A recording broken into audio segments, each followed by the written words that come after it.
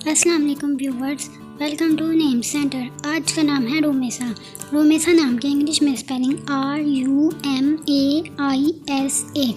रोमेसा नाम का शुमार लड़कियों के नामों में होता है।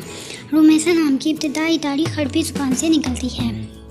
रोमेसा नाम का मतलब फूलों का गुलदस्ता और खूबसूरत है। रोमेसा नाम में 6 हरूफ और 1 लफ्ज़ है। रोमेसा नाम के अफराद के लिए खुशकिस्मत नंबर 6 माना जाता है। रोमेसा नाम का बुर्ज का नाम मीज़ान जबकि सितारे का नाम ज़हरा है।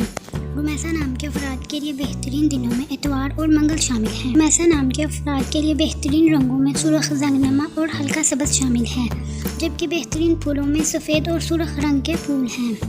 रोमेसा नाम के अफराद के लिए बेहतरीन पत्थरों में पखराज शामिल है। खुशकिस्मती वाली धातों में इंचों के हिसाब से तांबा शामिल है। अपने नाम का मतलब जानने के लिए कमेंट बॉक्स में कमेंट करें, वीडियो को लाइक करें, शेयर करें और चैनल को सब्सक्राइब करना ना भूलें। तो फिर मिलते हैं किसी और वीडियो में, तब तक के लिए अल्लाह हाफिज़। Thanks for watching.